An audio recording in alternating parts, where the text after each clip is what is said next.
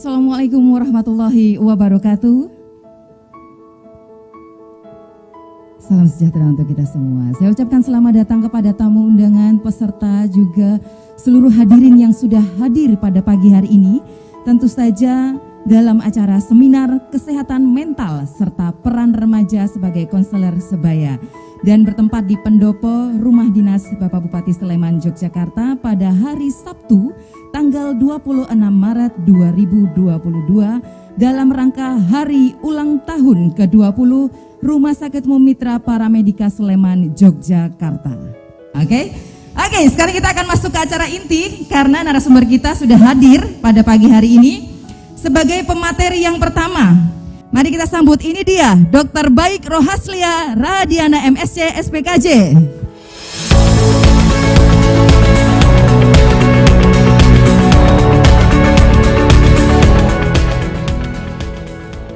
Selamat pagi dokter.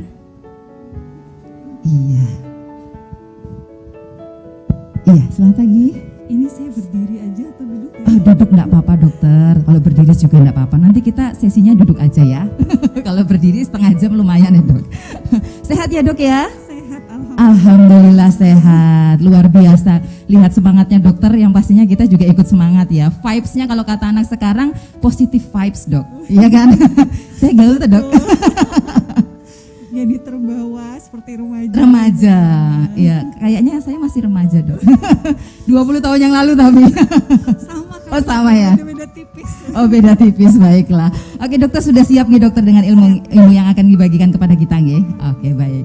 Oke, dokter untuk mempersingkat waktu, saya persilahkan kepada dokter untuk bisa memberikan materi dan ilmu kita yang pertama. Monggo dokter. Baik, terima kasih atas kesempatannya. Ini saya melihatnya ke arah mana ya? Ke situ boleh? Oh iya. Boleh juga.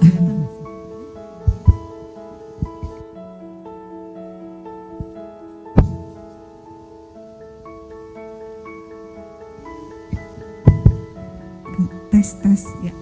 Bismillahirrahmanirrahim. Assalamualaikum warahmatullahi wabarakatuh. Waalaikumsalam warahmatullahi wabarakatuh. Baik, ini saya panggilnya adik-adik mungkin ya. Karena biasa bertemu dengan mahasiswa, ini bertemu dengan teman-teman dari genre yang semuanya masih remaja. Dan kalau misalnya Mas Dias ini sesuai begitu ya umurnya, kalau kita mbaknya. Iya. Baik, nah adik-adik, perkenalkan saya biasa dipanggil sebagai Dokter Lia. Nah, pada kesempatan kali ini saya diberikan kesempatan, merasa terhormat sekali bisa bertemu dengan adik-adik di sini.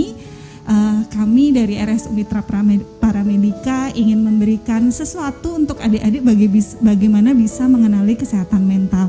Nah, tapi sebelum itu terima kasih kepada Direktur dan segenap jajaran, Dr. Ihsan, kemudian kepada Ibu Kepala Dinas dari pemerintahan Kabupaten Sleman, dan begitu juga para segenap panitia dan adik-adik dari genre.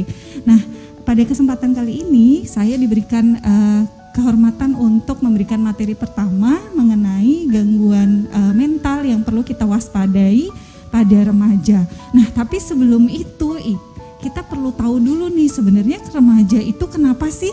Kalau tadi Ibu kan menyampaikan ya, kalau remaja itu penuh tantangan.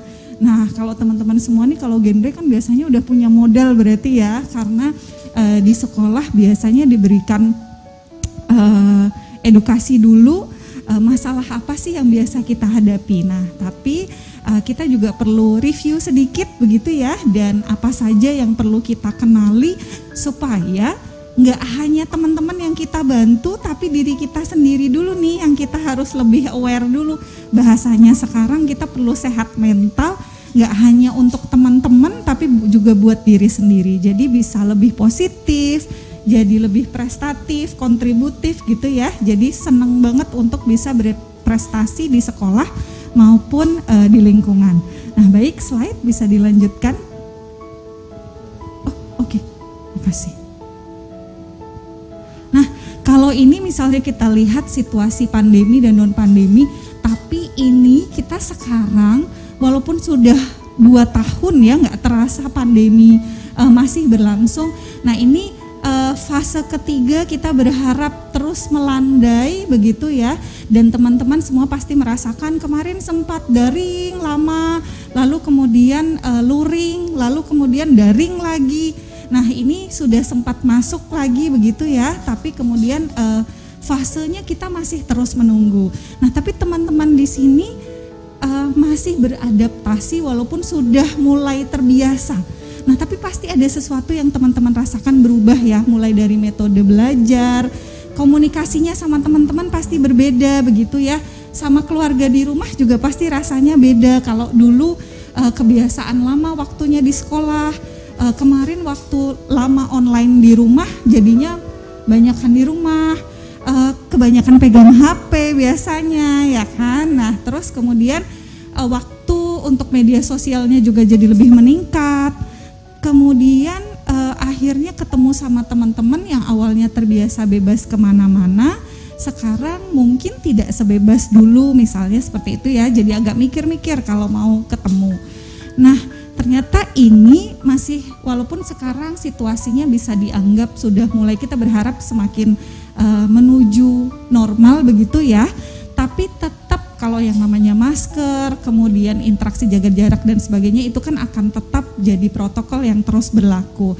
Nah, tapi ada adaptasi yang perlu kita lakukan. Nah, ternyata ini juga menimbulkan dampak. Maaf kok macet ya. Oh ya, baik. Nah, ternyata ini studi di awal-awal, tapi ternyata masih relevan sampai sekarang. Nah, pandemi itu membawa dampak bahwa remaja itu banyak yang merasa kurang bisa belajar dengan baik. Nah, makanya kenapa setelah lama banget belajar di rumah, semuanya berharap kapan sih bisa masuk sekolah lagi, karena ternyata jadi kalau yang dulu kalau lama sekolah berharapnya pengen libur ya, begitu di rumah lama kapan ya bisa sekolah lagi, ketemu guru sama teman-teman begitu ya. Nah ternyata ada banyak juga situasi kecemasan, situasi depresi, kemudian merasa bahwa takut gagal gitu ya. Jadi bisa nggak sih kalau misalnya di rumah itu jadi lebih punya nilai yang bagus gitu, kok kayaknya kalau di rumah tuh nggak bisa konsentrasi misalnya kayak gitu ya, situasinya mungkin kurang mendukung. Nah ternyata setiap orang punya kesulitan yang berbeda-beda pada saat di rumah, ada tantangan tersendiri. Nah ternyata memang ada masalah yang dihadapi gitu, dan beberapa di antaranya adalah depresi dan kecemasan. Nah nanti kita akan bahas di belakang sebenarnya tanda-tanda depresi dan kecemasan itu seperti apa. Nah ini karakteristik remaja, kalau tadi sudah disinggung apa saja tantangan yang dihadapi. Nah tapi kan teman-teman perlu menyadari bahwa pada fase sekarang itu kita memang sedang dalam tahap mencari identitas diri nih. Walaupun sekarang teman-teman sudah terbayang, oh besok aku pengen ini sekolah di sini ngelanjutin, aku besok pengen ambil kuliah ini tapi ini semuanya kita masih sedang dalam tahap menata jalan. Nah kemudian sedang masih menata untuk identitas diri kita itu seperti apa. Kemudian sekarang juga lagi seneng-senengnya sosialisasi nih. Nah makanya tadi disebutkan di sambutan salah satunya ada tantangan bagaimana kemudian kita bisa bergaul sosialisasi dengan baik supaya nggak kena tekanan teman sebaya atau peer pressure atau terjebak ke pergaulan bebas. Nah itu kan yang tidak kita inginkan ya. Nah jadi sosialisasi itu juga jadi tantangan kita. Nah kemudian kita senang coba-coba nih. Nah makanya kenapa kalau sekarang itu harus hati-hati banget kalau misalnya kemudian kita kurang bisa beradaptasi, kemudian terjebak ke lingkungan yang kurang baik, terus akhirnya ternyata yang kita coba adalah sesuatu yang negatif nih. Misalnya kalau bukan kemarin ya, sampai sekarang ada tren misalnya senang sepedaan sekarang.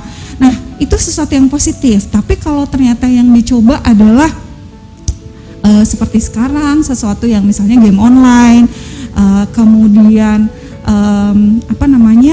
narkoba. Nah itu harus hati-hati banget ya, karena kadang-kadang kan mikirnya awalnya coba-coba, tapi terus ternyata wah itu susah, nggak bisa berhenti begitu. Nah kemudian yang keempat, penentang. Nah sebenarnya bukan berarti kemudian remaja ini kita tuh suka ngelawan, enggak, tapi kebetulan setelah seiring hari ini baru sadar nih, kok ternyata susah ya ngomong sama bapak ibu di rumah, kok beda ya. Dulu waktu kecil kayaknya ngomong enak, kok sekarang gaya komunikasinya beda ya. Akhirnya dikira melawan sama orang tua, padahal niatnya nggak begitu ya, cuman cara ngomongnya aja yang perlu disesuaikan. Kemudian yang berikutnya adalah, nah jadi kita di sini perlu menyesuaikan nih, ngomong sama orang tua enaknya gimana. Nah jadi seringkali kalau misalnya nih orang tua pengennya ngingetin, nah maksudnya mereka kan baik ya, pasti orang tua pengennya kita jalannya bagus gitu ya, nggak menemui kesulitan yang berarti, nilainya bagus di sekolah gitu. Maksudnya orang tua tuh pasti baik. Nah tapi ternyata kadang-kadang tuh kita nggak senang kalau kamu tuh gini ya, pokoknya nggak boleh begini begitu dan seterusnya. Nah pengennya kita semua tuh senangnya diajak diskusi kan ya gitu, jadi senangnya diajak cerita, diajak ngobrol. Nah jadi komunikasi sama orang tua ternyata menjadi tantangan buat remaja sekarang. Nah yang kedua tadi yang kita sebutkan, tekanan teman sebaya, kemudian ada media sosial. Kayaknya semuanya di sini paling enggak pasti punya akun Instagram, WA, terus apalagi gitu ya, pasti satu orang punya banyak banget. Nah kemudian akhirnya kalau kemarin pada saat di sekolah, interaksi di sekolahnya bagus gitu, begitu kemudian pandemi jadi lebih aktif di media sosial. Nah kadang media sosial itu yang kemudian memberi pengaruh banyak banget. Nah tadinya kalau pas di sekolah cuman taunya teman-teman di sekolah aja seperti apa, sekarang dikit-dikit aku kok insecure ya, aku kayak gini nih gitu. Akhirnya patokannya jadi media sosial. Nah ini kita juga harus hati-hati ya, karena apa yang kita lihat di media sosial itu belum tentu sesuai dengan yang di kehidupan nyata gitu. Karena kan kalau yang di media sosial pasti yang ditampilin yang bagus-bagusnya kan, nggak mungkin dong yang jelek-jeleknya ditampilkan juga. Nah terus kemudian kita juga harus hati-hati nih, biasanya ada fenomena curhat ya mas di media sosial nih. Ini mungkin juga nanti akan dibahas kalau misalnya dengan adanya teman-teman genre ini, nggak usah jauh-jauh curhat di media sosial. Kalau di media sosial curhat di status WA atau di IG story, nanti yang nanggepin siapa ya kan? Tapi kalau ada teman-teman konselor dari genre yang teman sebaya, curhat aja yang benar-benar kompeten, jadi nggak akan dibully, nggak akan dinyinyirin, nggak akan dianggap ih apaan sih kok kayak gitu baperan. Nah misalnya begitu ya. Nah jadi kita harus hati-hati, jangan kemudian sering-sering curhat atau bikin status yang sebenarnya kita nggak perlu gitu. Nah itu yang kemudian kita ternyata ini memang jadi tantangan ya media sosial sekarang. Nah kenapa sih bisa seperti itu? Tadi sempat disinggung juga karena emosinya memang kita belum stabil ya. Kalau dalam perkembangan otak, perkembangan emosi sejak usia dari remaja itu memang sedang dalam pematangan sampai bahkan 20 tahun. Kemudian ini agak macet ya, nggak langsung. Nah kalau di sini kita lewati saja. Jadi kecemasan dan depresi, kemudian stres pada saat pandemi itu ternyata memang meningkat. Dan ini secara umum ya. Jadi ini juga di remaja juga demikian. Oke. Nah ternyata apa sih yang melatar belakangi nggak hanya remaja ya, secara umum kita itu mudah untuk depresi dan cemas gitu. Nah awalannya itu selalu yang namanya stres. Stres itu apa sih? Stres itu kan sebenarnya adalah reaksi kita ketika menghadapi situasi tertentu dalam kehidupan yang nggak pasti. Jadi kalau misalnya nih kita mau ujian, nah aku bagus nggak ya? Aku udah belajar beneran ini nggak ya? Cukup nggak ya? Bisa nggak ya jawab ujian gitu ya? Bakal dimarahin nggak ya? Itu kita stres, terus kita deg-degan kan ya? Nah tapi kalau misalnya deg-degan dalam hal kondisi seperti itu, sebenarnya itu adalah sesuatu yang nggak wajar.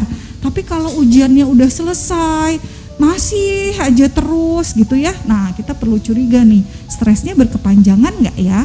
Nah, stres itu ternyata ada yang positif, ada yang negatif. Kalau misalnya ujian itu bikin kita belajar, berarti stresnya positif. Tapi kalau misalnya ujian itu bikin kita malah, ya udahlah, biarin aja, terserah mau nilainya berapa aja juga. Loh, kok malah jadi begitu? Atau malah misalnya ujian itu bikin kita jadi banyak tidur, atau sebaliknya malah nggak bisa tidur, terus habis itu malah kepikiran terus, nggak bisa makan dan seterusnya.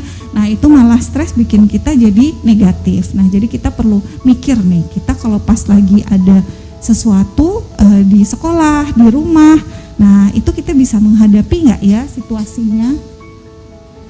Oke, nah jadi kalau misalnya kita stres itu ternyata bisa mempengaruhi emosi kita loh.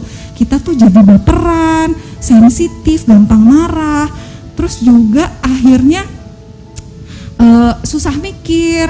Aku kok jadi lemot ya, kemarin-kemarin itu kalau pas baca itu mudah masuk, ini kok jadi lama mikir, terus habis itu diajak ngomong kok nggak nyambung gitu ya.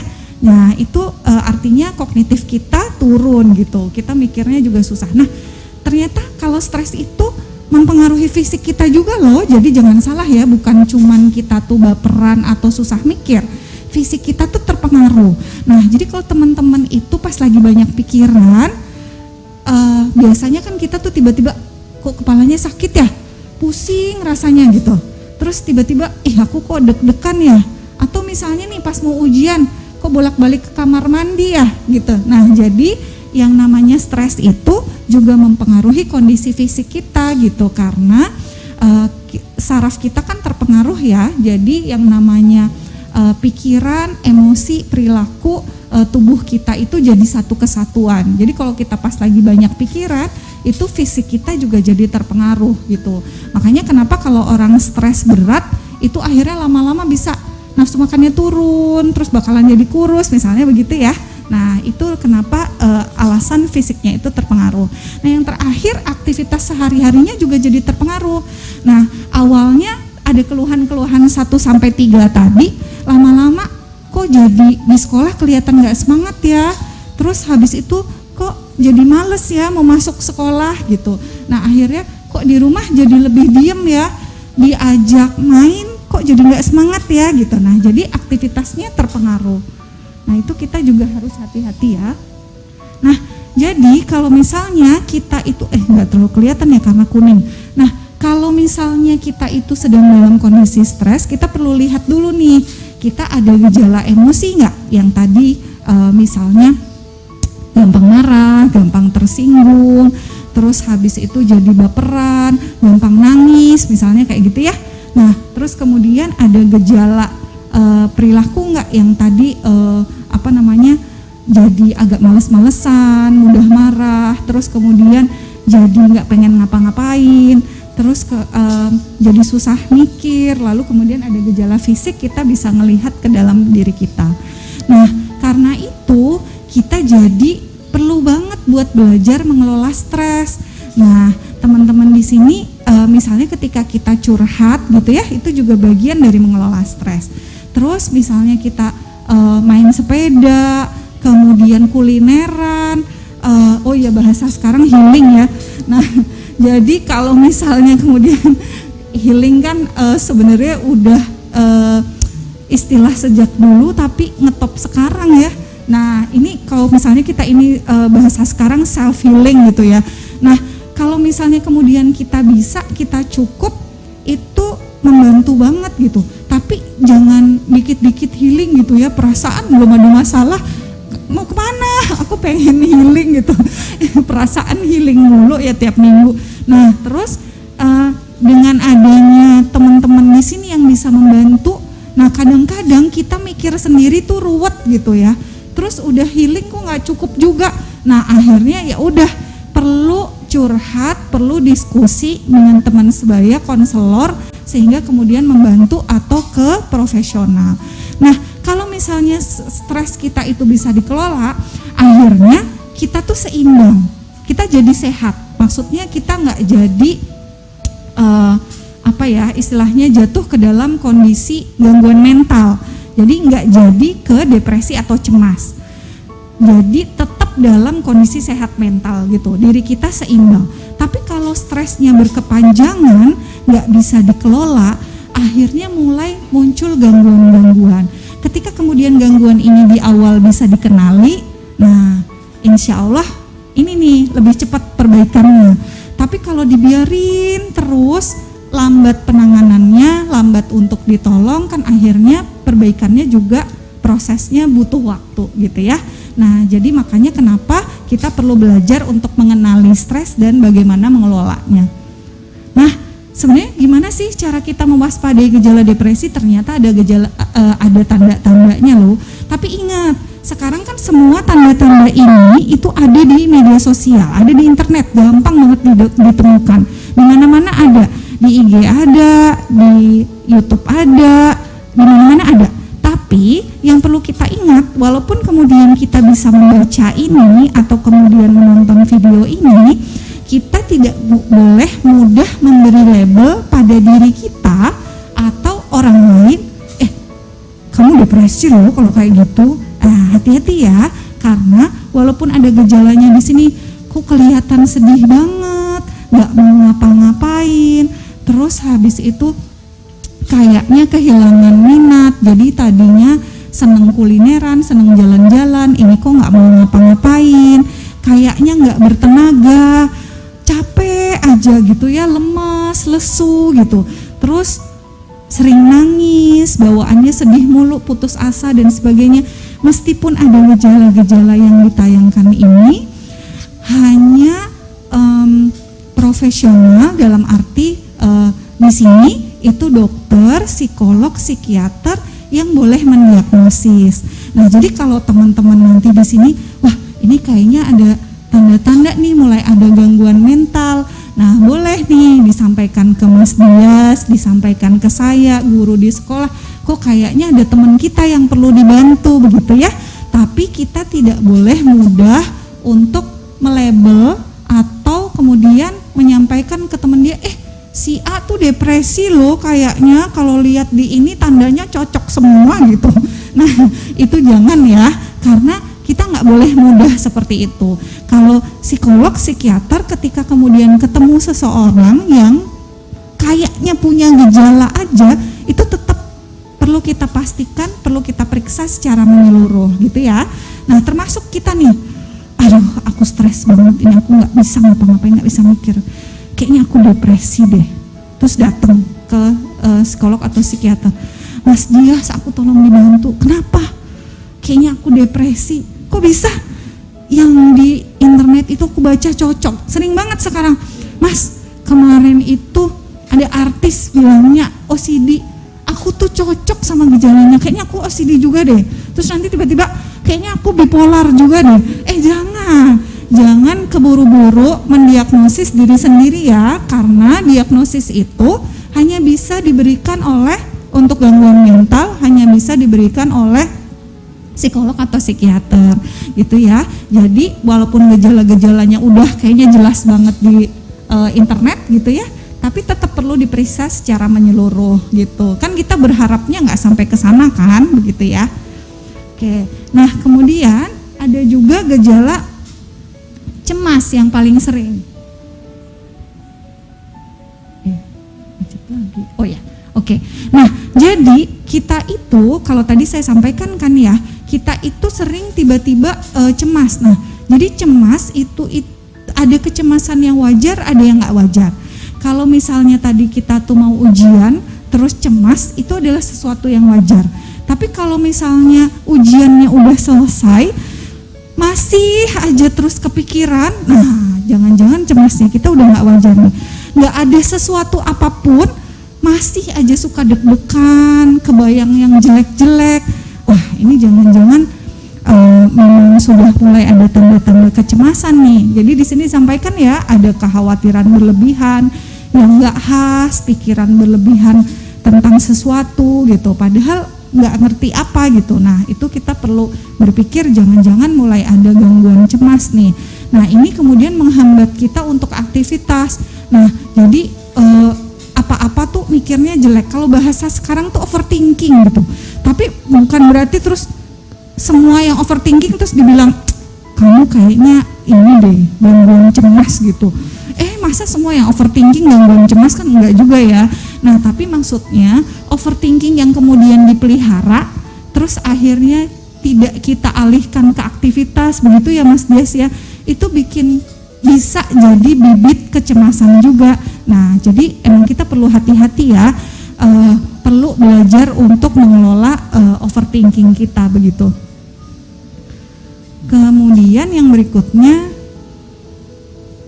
nah ini salah satu yang kemudian meningkat gejalanya pada saat pandemi sekarang. Nah kita kan semua di sini generasi digital ya, jadi dengan internet itu sudah sangat terbiasa.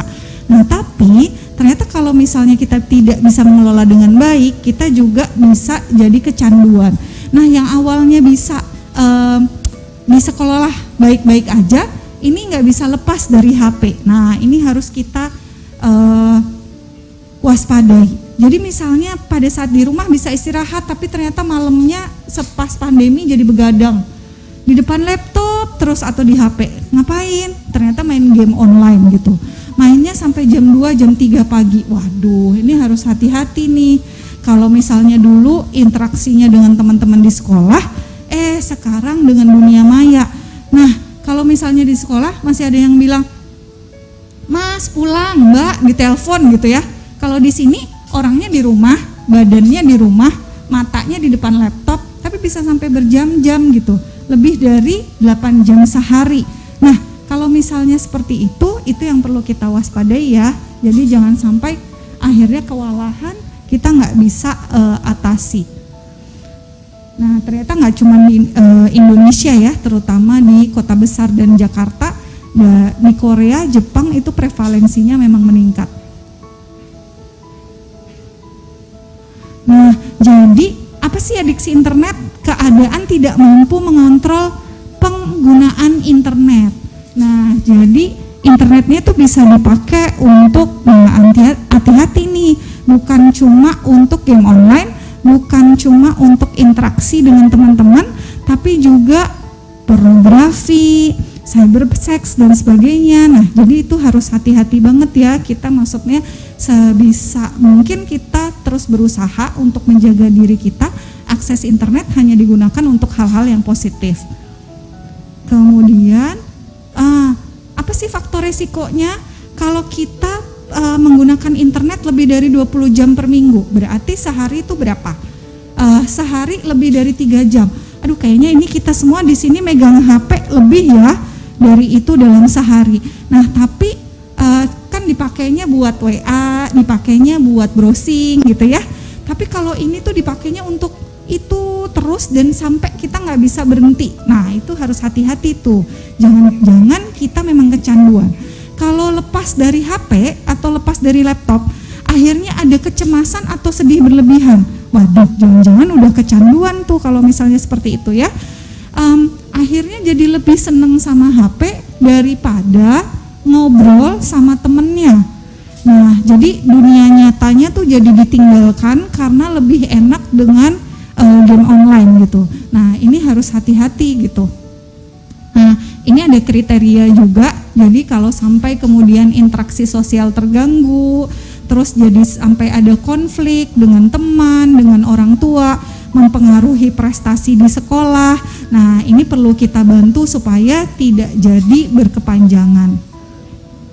Nah, jadi ternyata yang namanya adiksi itu mempengaruhi otak kita juga ya. Jadi jangan dikira kayaknya cuman matanya aja deh yang capek, badannya pegel-pegel. Bukan, kalau misalnya kita pertama kali kan emosi kita ya.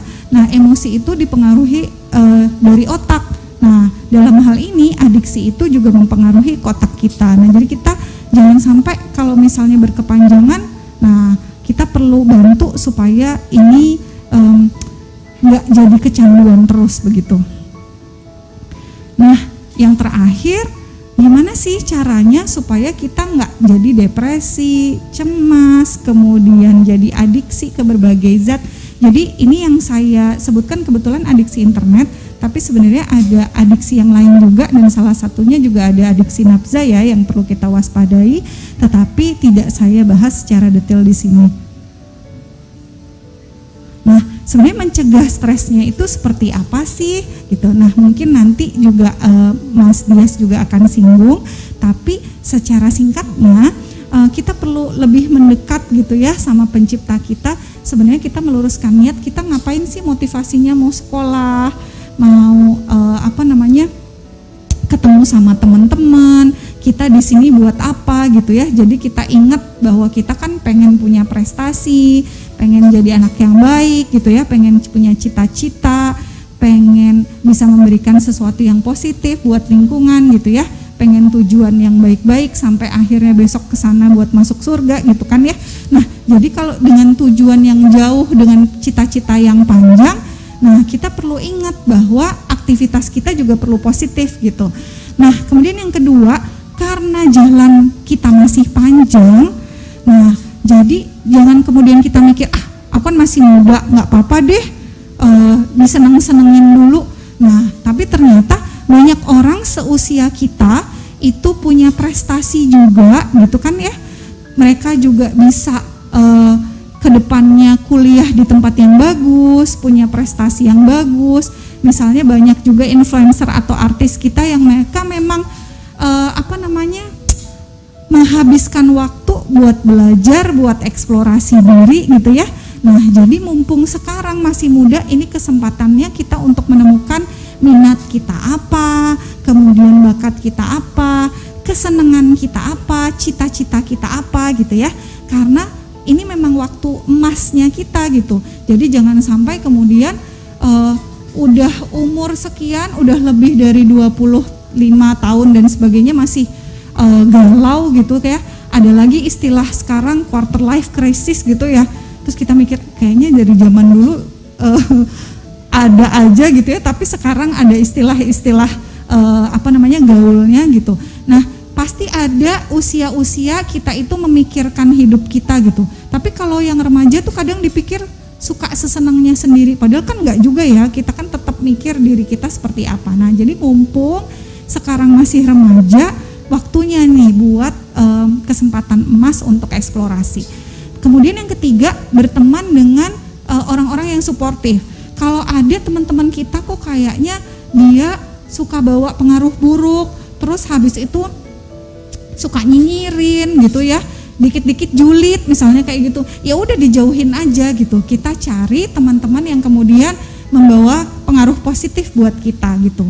Jadi jangan sampai terjebak dengan istilah sekarang teman-teman yang toksik, atau kemudian kita punya teman dekat yang toksik juga gitu ya. Cepet-cepet dijauhin, jangan sampai kemudian kita terpengaruh. Kemudian berikutnya adalah kita perlu lebih dekat sama keluarga. Nah, kalau remaja itu biasanya jadi cenderung jauh sama orang tua. Nah, kalau sekarang jangan sampai kemudian kita berpikir, kok kayaknya dulu bapak ibuku asik, sekarang pas aku udah mulai remaja kok kayaknya sukanya ngomel terus gitu ya.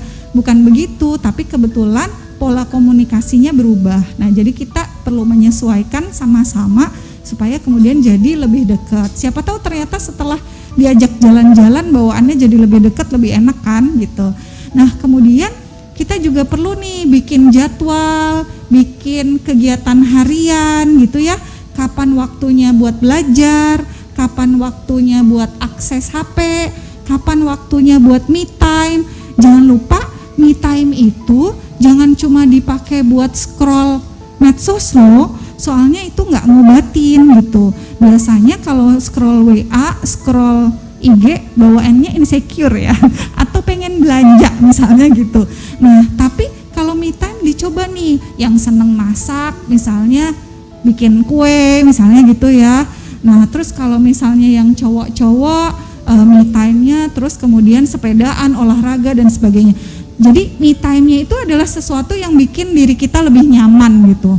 Kemudian punya kebiasaan baru yang positif. Nah, jadi pas pandemi ini kan banyak ya kemudian yang punya hobi baru, mulai dari berkebun, ada juga yang jadi belajar desain, ada yang tadinya nggak jago mendesain sekarang jadi jago misalnya gitu. Nah, itu punya kebiasaan yang positif. Kita juga perlu rangkul teman-teman di sekitar kita. Jadi kalau punya teman dekat yang baik, yang suportif, itu perlu dijaga baik-baik. Nah, lalu yang terakhir, kalau misalnya kita merasa kita butuh bantuan, jangan ragu-ragu untuk menghubungi orang-orang terdekat kita yang bisa membantu. Kalau seandainya kemudian masalahnya berkepanjangan atau kemudian rasanya tidak bisa kita tangani atau teman-teman kita belum bisa membantu, jangan sungkan-sungkan untuk menghubungi guru, menghubungi konselor atau psikolog atau psikiater begitu ya. Bukan berarti orang yang datang ke psikolog atau psikiater itu pasti dalam tanda kutip ada gangguan. Enggak. Jadi mau curhat rasanya susah, ada masalah nggak bisa ditanganin sendiri, bisa. Terus kemudian ada masalah komunikasi sama orang tua, bisa. Jadi kalau misalnya kemudian masalahnya tidak bisa ditangani sendiri, cerita sama guru, cerita sama teman itu kok masih belum bisa diatasi, jadi bisa minta bantuan ke profesional supaya nggak sampai jatuh ke cemas, depresi maupun gangguan mental yang lain. Itu yang bisa saya sampaikan untuk kesempatan hari ini. Kurang lebih mohon maaf. Assalamualaikum warahmatullahi wabarakatuh. Waalaikumsalam warahmatullahi wabarakatuh.